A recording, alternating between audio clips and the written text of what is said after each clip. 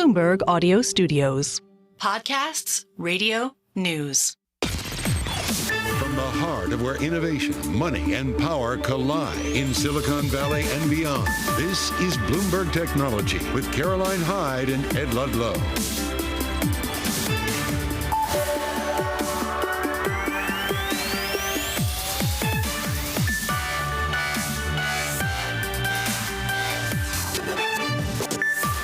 Live from New York, this is Bloomberg Technology. Coming up, Broadcom becomes the new Nvidia as the latter falls further into correction territory. We'll discuss why. Plus, TikTok CEO pays a visit to President-elect Donald Trump, what that means for the app's potential ban.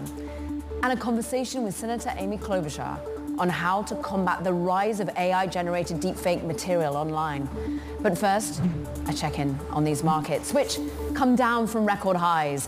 We digest the retail sales data that shows the US economy remains resilient as we look ahead to the Fed meeting tomorrow. We're just on tenterhooks, but look, we date about a 0.5% dip lower on the NASDAQ 100 after it has been record high after record high. Go into some of the individual movers. It has been chip stocks that have been dragging us lower somewhat. Again, coming down from a significant run for Broadcom, for example. We're down more than 5%, but boy, has it been on a big rally, up 38% in the previous two sessions. Nvidia, though, off by 2.2%. We are further into correction territory. That means it's more than 10% off of its previous high. That was met in early November. And I'm looking at ARM as somewhere in Delaware, ARM takes on its biggest client and indeed partner, Qualcomm. Once again, we've got these two key influential chip designers and makers going head-to-head in an IP battle that has broader ramifications. We dig into it with Bloomberg's Ian King.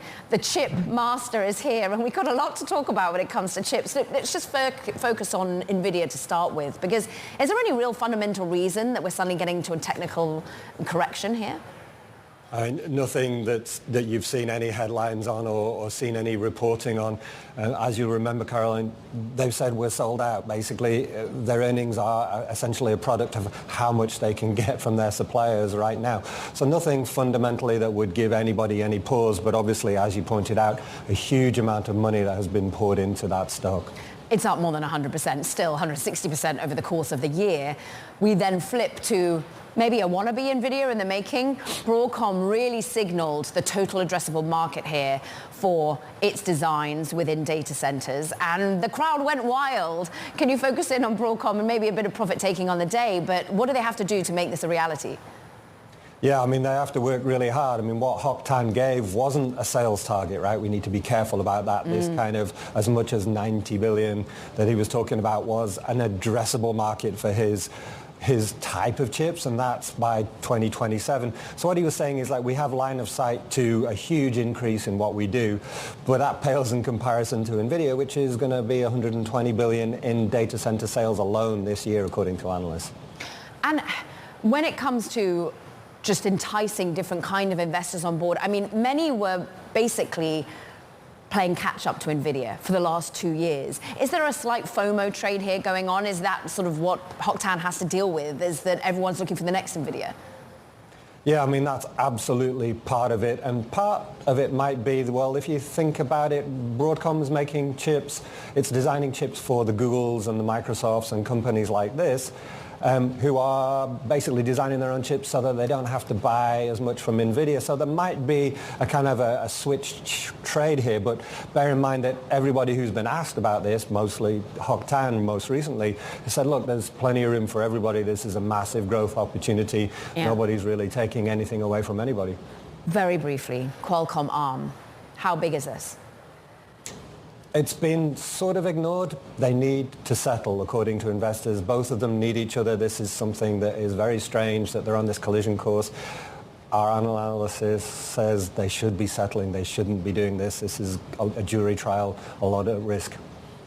Currently up 100% for the year, at least, on ARM shares. Ian King, breaking it all down. We thank you so much. Even more chip news for you, because Global Wafers, a Taiwanese maker of silicon wafers used in chip manufacturing, Thanks a lot. has finalized a deal to receive as much as $406 million in awards from the U.S. Chips and Science Act.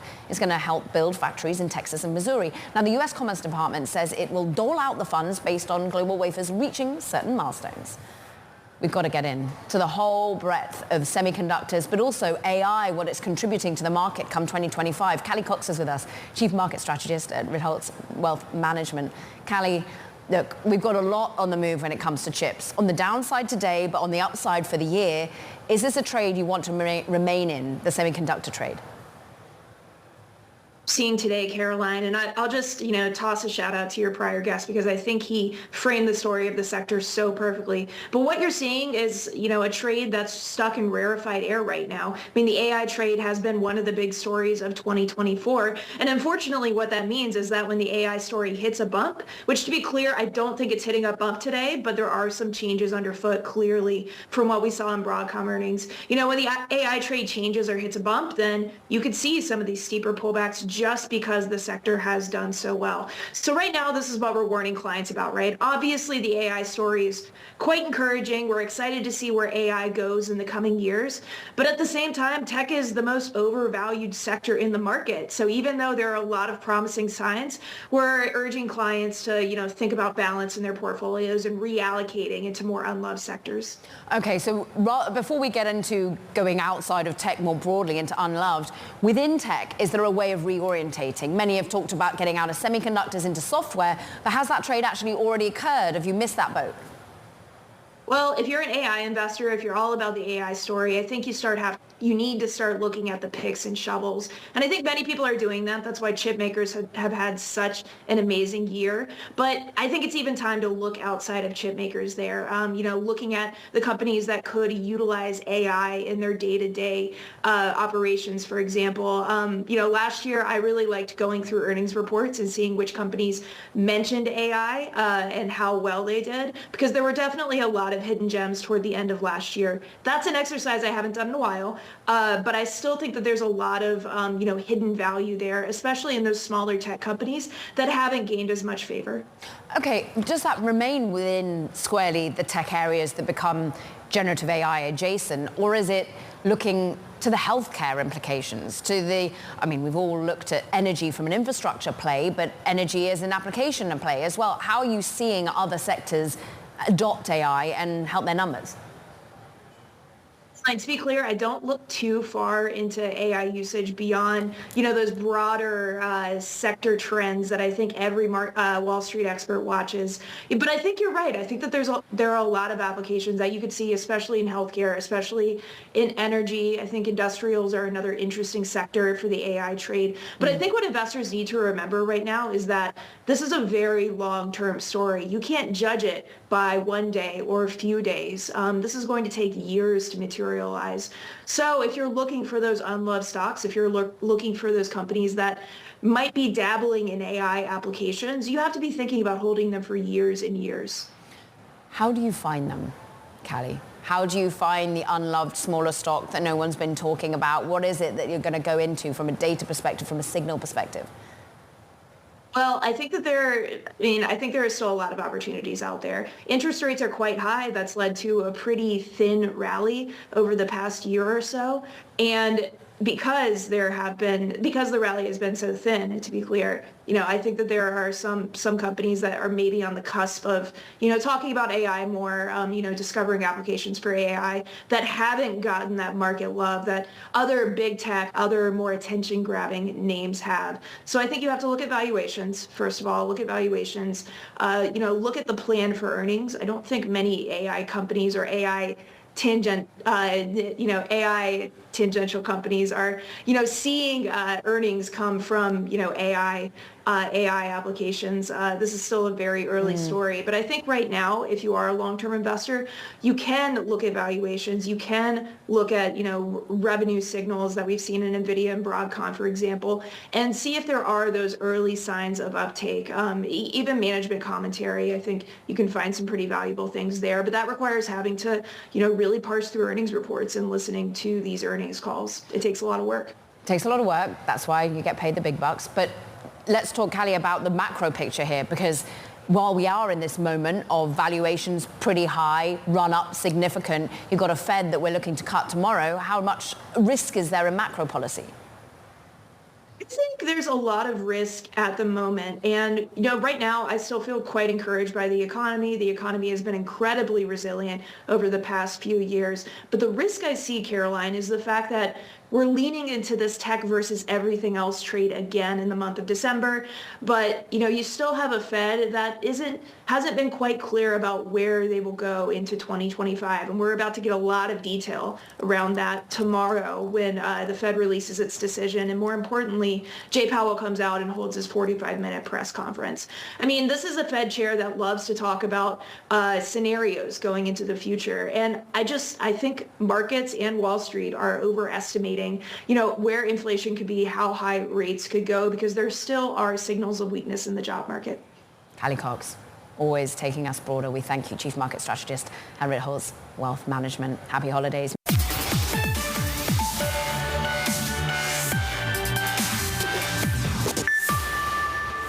The EU, it's investigating TikTok, suspecting it didn't do enough to stop fake accounts and foreign powers from interfering with the Romanian presidential election last month. Now, the probe will look at whether the app failed to prevent bad actors from manipulating its recommendation system, and if it correctly labeled political content under the bloc's Digital Services Act. And sticking with TikTok here in the US, CEO Shou Chew met with President-elect Donald Trump just weeks before the app is expected, of course, to be potentially banned if it's not divested in the US over national security concerns. Bloomberg's Alexandra Levine is here, and everyone, it's a who's who of in and out at Mar-a-Lago at the moment, but Shou Chew is notable considering what Trump said yesterday about the little place in his heart he has for TikTok. Absolutely. We've seen legal blow after legal blow after legal blow for both TikTok and its parent company ByteDance this month alone, just as they've been trying to fight off this law that's supposed to take effect in January. But in pulling out all of the stops, we saw Shou at Mar-a-Lago yesterday, and to your point, he's not the first tech leader. We've seen Mark Zuckerberg go in recent weeks to talk to Trump and his team. We've seen Tim Cook as well, but the stakes are so much higher right now with the ban just over a month away, January 19th. The stakes are so much higher for Shou than they have been for really any of the other tech leaders that have visited so far. And at the moment, it's being thrown at the Supreme Court's door, but what technically do you think of that argument? The Supreme Court, basically, TikTok has now asked the Supreme Court to take the case because the D.C. court had said that they will not pause the law from taking effect, and they basically upheld the law. When the Supreme Court decides, that's going to be likely 2 days before the ban is supposed to take effect. And so you can be sure that regardless of what the Supreme Court says come January, that all these other companies that are going to be on the hook for actually enforcing it, including Apple and Google most notably, that preparations are definitely underway with getting ready for actually pulling the app off of the app stores. And before we get into how technically difficult and logistically difficult that is, go back to what the moon music just seems internally, externally, when you do see Trump signaling that he likes the platform at least and doesn't want to offend young voters. Absolutely. I mean, yesterday, to your point, we heard him say, I have a sweet spot for TikTok. I think you want to be able to take what he says at face value, but then you also have to take into consideration that he's stacking his team, his incoming team, with all of the most outspoken anti-TikTok crusaders that have been in Congress and across the American government. And so there's a big question about whether once he is in office and once he is surrounded by all of these people who had the knowledge the knowledge that got the legislation and the law across the finish line in the first place, whether they may be able to convince him not to keep the platform. Hard to know which line to discern from. Alexandra Levine, always helping us dissect it. We thank you. Meanwhile, U.S. Citizenship and Immigration Services finalized new H-1B regulations, actually overhauling eligibility standards for the primary visa program used by most tech firms, really. The regulations issued today codify a policy of prior deference in deciding extensions of previously approved H-1B visas. The first Trump administration had dropped that policy, significantly slowing visa extensions. Now let's look at Mike Gallagher for a moment now as well. Former congressman turned Palantir's head of defense, and he said that the U.S. Defense Department needs to overhaul its procurement process for a new era of modern warfare. And he's stepping up efforts to seed startups that can help restore the country's competitive edge. Bloomberg's Lizette Chapman spoke with him. And Lizette, it really feels as though this American dynamism, this defense tech euphoria post-election is just continuing here. Yeah, you're spot on about that. Defense tech has been on an absolute tear for the past 4 or 5 years, and it's only set to accelerate now that Many of these companies have reached a critical mass, like Palantir, like SpaceX, and like some of the up-and-comers like Anduril that we get into in the story. Yeah, let's get into the story, because ultimately you sat down with Gala. I mean, he's a famous China hawk, just thinking about what we were speaking with Alexandra but a moment ago, and he can weigh in on TikTok. But how do you think we'll get more of a startup-friendly Department of Defense in the US? What changes can be made? Oh, there's so many different changes that a cadre of people on both the Dem side and also the Republican side have been pushing for years, going back even over a decade, when Palantir and SpaceX actually sued the U.S. government for the right to compete to win contracts. Moving it up to date now, there are a lot of changes to the procurement process, the process of deciding what the different branches need, how it should be designed, making sure it's interoperable for the future, and then of course the process of selecting bidders and then ultimately selecting the winner. So that whole process, they want to see it really contracted from the years-long process of doing something like an F-35 fighter jet to something much shorter time frame that better reflects the types of warfare that change, every, not in terms of years, but in terms of months or even weeks, have we seen with the drones and AI and a lot of autonomous systems. In your story, so they're looking to shorten that. Yeah, in your story, you highlight how Elon Musk called, the builders of F-35 warplanes idiots. I mean, he's never short on words and descriptions. But Lizette, what's interesting is about the way in which Palantir and Mike Gallagher in particular are trying to foster the startup ecosystem. How are they doing that? Right. They're reaching out to a lot of companies through something that they just recently expanded under Mike Gallagher, who leads global defense now for Palantir. And it's to encourage software startups that want to do business with the U.S. government to apply through Palantir's FedStart program so that Palantir can host their software for a fee and deal with all of the accreditation issues, the different requirements, all the software updates and monitoring, and keeping them up to date and current. And that's a really big deal for a lot of startups who have different needs from different every agency might have a different requirement to comply with. Now, for a startup with only 20 people or maybe 50 people, that's very hard to set up that infrastructure that takes a long period of time. They said years, and down to something shorter that they can handle. That's what FedStart and Palantir are working to do, and it's in competition with other companies like Second Front, for example, that's also looking to do that. Yeah, trying to reduce the compliance headache. Lizette Chapman, sure. It's a great read. Go check it out. We appreciate you on today. Let's just talk about elsewhere in the VC ecosystem. Databricks raising $10 billion in new funding, a Series J, which brings the software maker's valuation to a whopping $62 billion. Databricks stating it intends to invest this capital towards new AI products, acquisitions, and significant expansion of its international go-to-market operations. Now coming up, some tech M&A news, also in the startup space. Grammarly acquiring Koda, and Grammarly's incoming CEO is going to be joining us next. This is Bloomberg Technology. Grammarly is the maker of AI-powered writing assistant software, and it's acquiring productivity startup Koda in a deal that will also bring in a new CEO, Shishir Mehrotra. He's currently the co-founder and CEO of Koda and is slated to take over the top job at the combined Grammarly. Joins us now for more on the deal. So coming together, productivity tools, what do you offer as one? Yeah, I'm really excited about this opportunity, Koda joining with Grammarly. I've been a personal user of the product for many years, really drawn to the innovative approach, passionate people. But the reason this happened was the leaders of both companies that got together and just painted our visions for the future, what we saw with the future of AI productivity. And it just turned out that our view was near identical. We both saw the technology evolving to what we call user-centered AI, and a future world where the applications we use won't feel as isolated, siloed, rigid that we're used to today. Instead, really focused on the user, adapted to each person, their teams, their roles. So we're going to be building a user-centered AI platform of the future focused on applications and agents for everybody. It's a competitive space. I hear agents being named by startup, by large publicly traded business alike. And I hear of, Apple trying to integrate, trying to make my email flow easier. How are you going to compete against big tech as well as startups?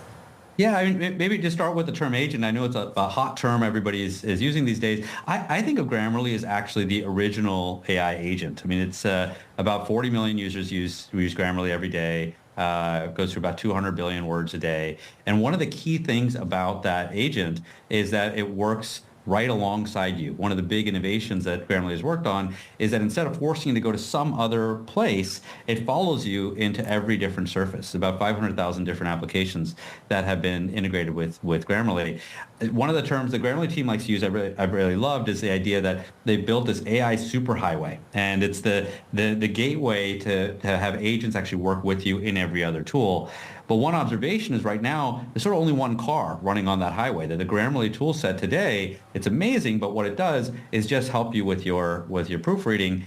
And one of the things we're going to do is we're going to take one of the most popular parts of the Koda product, we call it Koda Brain, which is a network of hundreds of integrations into all of your backend systems, and we're going to turn them into agents on this platform. And so what you can imagine is instead of interacting with Grammarly as just a proofreading agent, you can imagine that now the suggestions that come to you will help you draft and send emails, can help you structure customer conversations, can help you update your CRM systems, and we can really bring agents right to the user.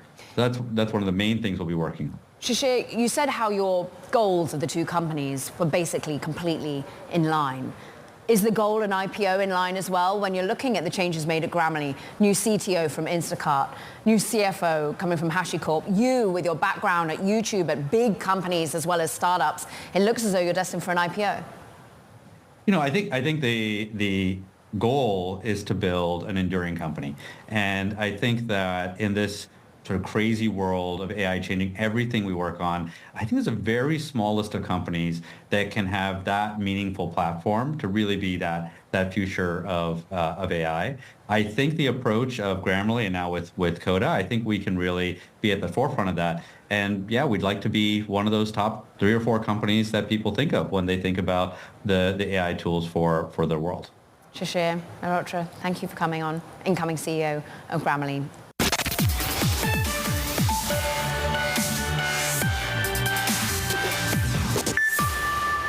Welcome back to Bloomberg Technology. Caroline Hyde in New York. A quick check on your markets. Look, we're all eyes on the Fed tomorrow and digesting some retail data today that still shows the US economy is going strong. Good news, sometimes bad news. The Nasdaq 100 falls from its record high. We're off by just 0.3%. Chip makers on the downside, in particular some profit taking over at Broadcom. Move on and have a look at what's happening in individual movers when it comes to the crypto space as well. Bitcoin still up at one point 108,000. We're at 106,000 as we trade, so still holding on to those record highs. MicroStrategy though, just seeing a bit of profit taking, shall we say, after a 500% run up this year. Of course, basically a Bitcoin proxy entering the Nasdaq 100 on Friday. Many feeling this will be the beginning of a momentum trade.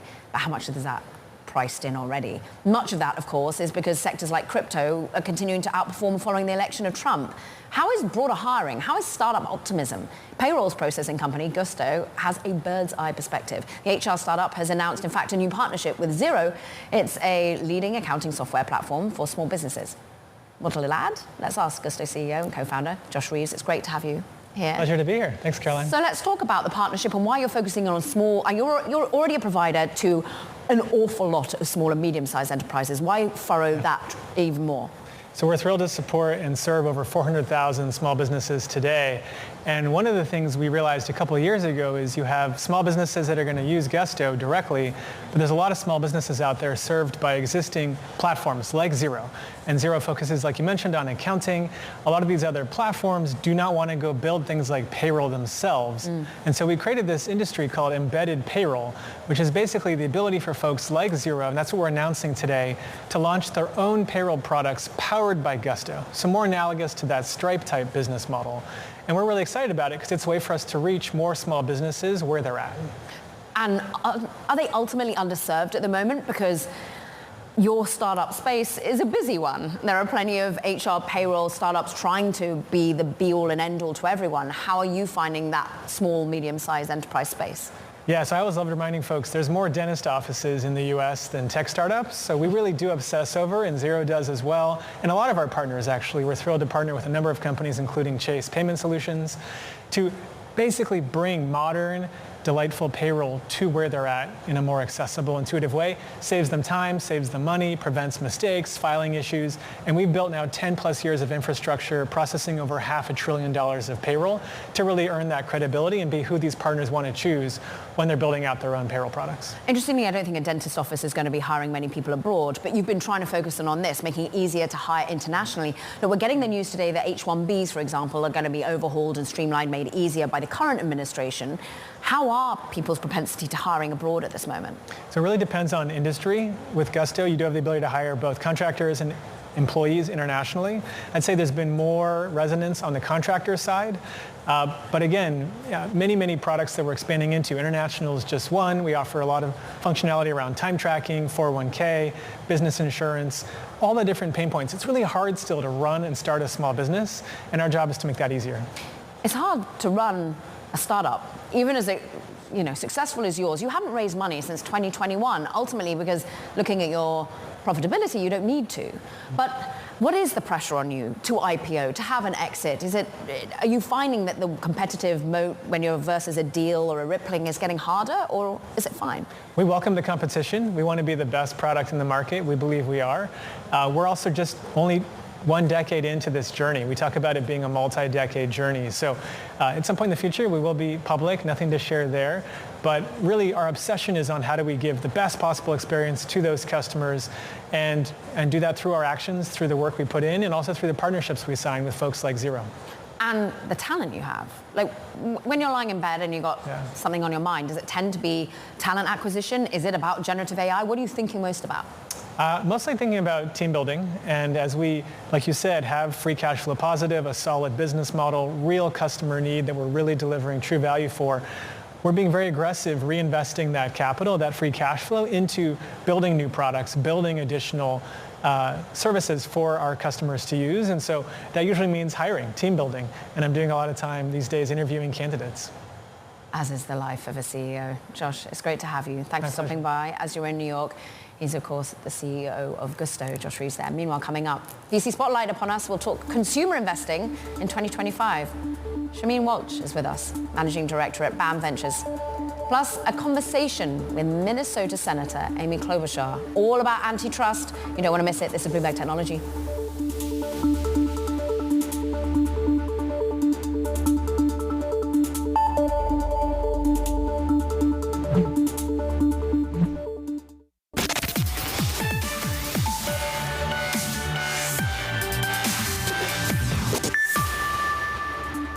Take a look at consumer investing trends right now after retail sales look so good today.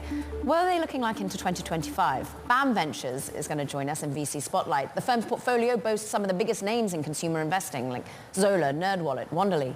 BAM Ventures Managing Director Shameen Walsh joins us for more. And it's interesting that maybe consumer bets, we all know them because we use them, but perhaps they haven't got the valuations of the semiconductor, the software space of late. But what does consumer resiliency look like?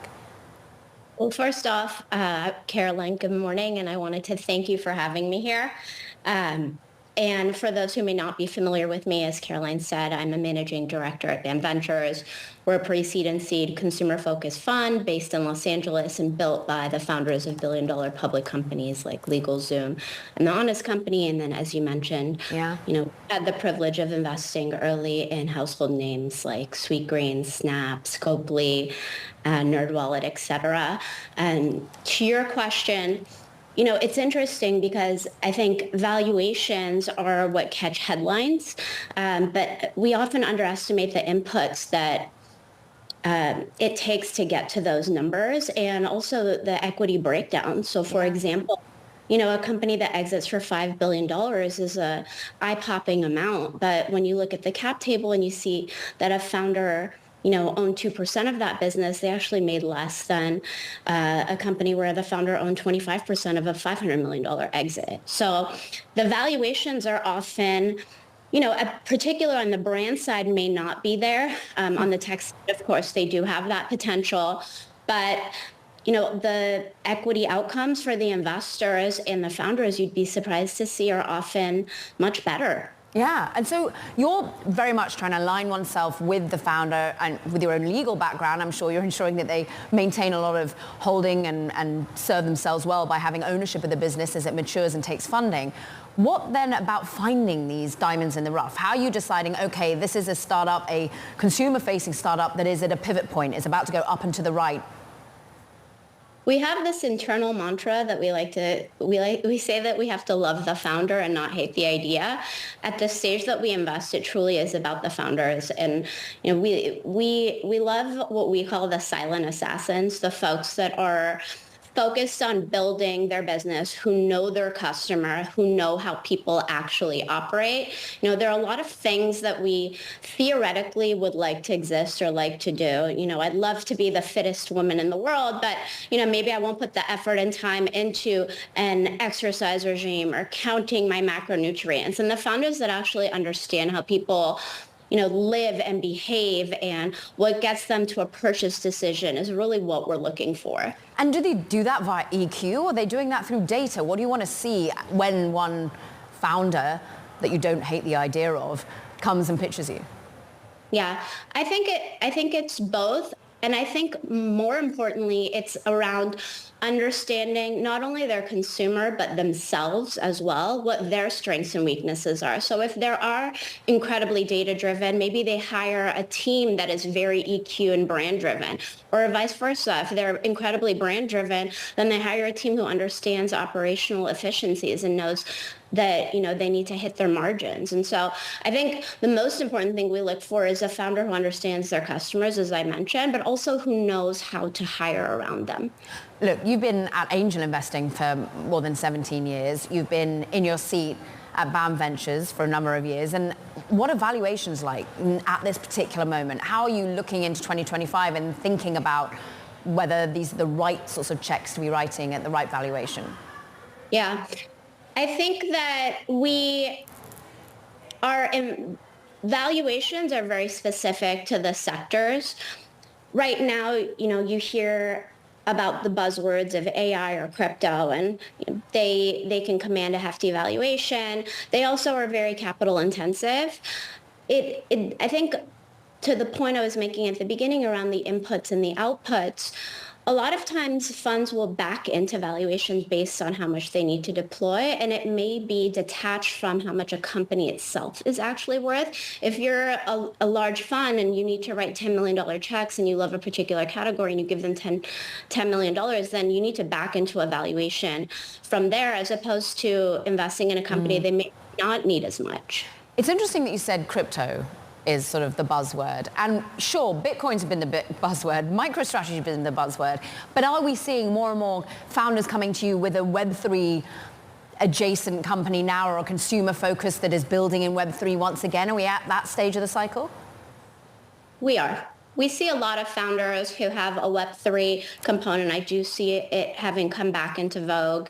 And like I mentioned, AI is the mode du jour. And to that point, when you're a consumer founder, is it just that you want to see AI boosting productivity internally rather than trying to back themselves into a generative AI business? Do you mean what we look for as investors, or what founders are pursuing these days? Yeah, what are founders pursuing? What are you seeing and what are you wanting, briefly? Yeah, well, what we're wanting, the way that we think about AI is the way we think about the internet. It's like if a founder came to us and told us they're building an internet company. I think it's ubiquitous, it's necessary, it is the future. For us, we're really looking at, the other elements that will make you a successful business, what your distribution, your team, sales and marketing. The AI itself, for us particularly, and at our fund size, is not the sole determinant of whether a company is attractive or not. And I think founders are catching on to that as well. I think there was a period of time where just adding a .ai they thought was changing things in terms of attractiveness. But I think at this point, founders are starting to realize we need to show some differentiation beyond that. Well said. Shameen Walsh, Managing Director at BAM Ventures. Thank you so much for your time today. Now, let's just talk about Senate Judiciary Subcommittee set to hear on antitrust and legal experts. Let's get to Kaylee Lyons in Washington. I'd like to welcome our global Bloomberg television and radio audience as I'm joined in conversation by Democratic Senator Amy Klobuchar of Minnesota, live from Capitol Hill. Senator, thank you very much for being here. You are leading a subcommittee hearing today titled Continuing a Bipartisan Path Forward for Antitrust Enforcement and Reform. And I do wonder, in what will be come January, a Republican-controlled Congress in both chambers and White House, what that bipartisan path actually looks like. Okay, well, first of all, thanks for having me on, Kaylee. It's great to be on. And I think what you've seen in this area of antitrust, you've seen some broad bipartisan agreement on a number of these cases, right? For instance, the Google case started under the Trump administration, the first Trump administration, as did the Facebook case that was at the FTC. Google was at the Justice Department. Then it proceeded through the Biden administration. Biden administration also brought some major cases, for instance, against Ticketmaster and other companies. And so you've seen a more aggressive antitrust enforcement over the last few years. Now you have new appointees going in place, and at least one of them I have heard the belief is over at the Justice Department with some former Democratic antitrust enforcers that she knows what she's doing. I'm looking forward to meeting with her, Gail Slater, and I'm hoping that we will continue those cases. I love competition. Okay. I like capitalism. That's why I'm for antitrust enforcement. Well, you've mentioned Gail Slater. What about Andrew Ferguson? Do you think he loves the issue of competition in the same way that you do? Do you trust that the FTC will be in good hands under his leadership? You know, I am looking forward to meeting with him. Interestingly enough, we do not confirm that position because he was already on the commission. Yeah. There is a new member that is being appointed on the Republican side. I'll note that he wrote a piece on the breakup of Ticketmaster in which he favored that. So I just think with antitrust, because at its core, it is about competition, and it's been laggard for many decades, and as a result, we're seeing more and more consolidation. It isn't that big companies are bad. It's that sometimes when you have no competition, then you start getting less innovation, more high prices, et cetera, et cetera. So I'm actually really excited about this. Senator Lee and I are doing this together, this hearing. Mm-hmm. Senator Grassley and I have passed our bill together, and I think you're going to continue to see interest in tech. In fact, Senator Cruz and I did a joint interview this morning, and a bill that we have gotten through the Senate on taking online porn off the internet. Different than antitrust. However, you're just going to continue to see bipartisan work on tech. Well, I'm glad that you have brought up the Take It Down Act, which you co-sponsored with Senator Cruz. Is that trying to tackle symptoms of an underlying disease rather than the disease itself? And the disease I'm referring to here is unregulated artificial intelligence. Thanks. I really would like to put in some rules of the road on AI, and this bill is actually broader than just AI pornographic pictures. It's actually also real pictures as well as AI created ones. We're now seeing 1 in 12 Americans saying that they have been a victim or know someone that's a victim of this. We've had 20 suicides in 1 year of young kids. 20 suicides because someone, a girlfriend, boyfriend, someone they knew, put up their photo. They were embarrassed that their friends and their family would know, and they killed themselves. These are FBI statistics. So Senator Cruz and I came together. The bill does two things. One, make it clearly a crime to use pornographic imagery of someone else, whether it's AI created or real. And then number two, that the platforms have to take it down. That's why it's called the Take It Down Act. They take down other violations of intellectual property, and the fact that people can be abused in this way to the point of committing suicide. And in one case that I know of, Senator Cruz's case, he actually had to call Snapchat to get the image down after months of this victim from his state dealing with it. That's just wrong. Senator, I'd like to ask you about another one of your colleagues, your fellow Democrat. Senator Elizabeth Warren of Massachusetts wrote a letter, we understand, to President-elect Donald Trump asking for firm conflict of interest rules to be put into place related to Elon Musk, who, of course, has been tapped to co-lead this new Department of Government Efficiency. Have you had any conversations with Senator Warren about that, or at the very least, do you share in that sentiment? Now, I haven't seen this letter, but I will say that I believe that we need conflict of interest rules in place for people who are making major decisions in the government. That is what our people have done voluntarily for years now. And you have a number of very wealthy people going into the Trump administration. There's been wealthy people as well under Democratic administrations, but you have a number of them coming in, and we need the conflict rules enforced. We need to know that the decisions they are making are not for their own interests, but for the interests of the American people. And I would hope that President-elect Trump agrees. Finally, President-elect Trump yesterday met with the CEO of TikTok, Shou Chew, at Mar-a-Lago after saying in a news conference, Senator, that he has a warm spot in his heart for TikTok when asked if he would like to see the ban go through or will try to stop it. Given some of the issues we have already discussed around technology in particular and what is propagated on these platforms, what is your view about whether that ban should be enforced come January?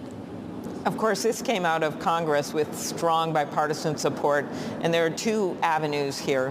One is that they can follow the law and divest and find a buyer for the company, and the second is that they still are appealing to the Supreme Court.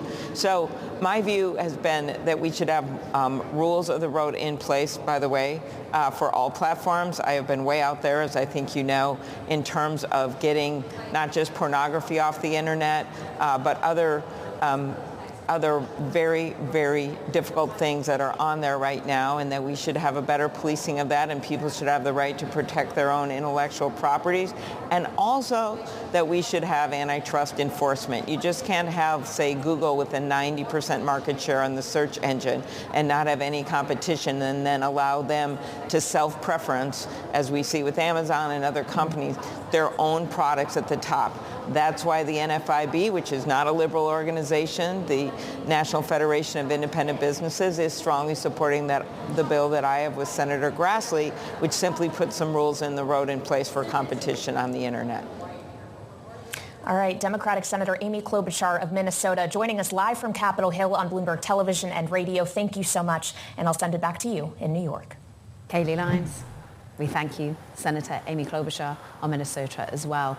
Let's just break all of this down. Politics intersecting with technology. We do that with Bloomberg's Mike Shepard. And just going to the bipartisan nature of antitrust focus, it does feel as though many interpret Trump administration more business friendly, but he's put some people in seats that have really critical eyes on companies such as Google. That's certainly been our sense as we've reported out Trump's selections for these key positions, including the head of the Antitrust Division at the Justice Department and the person who would succeed Lina Khan at the Federal Trade Commission.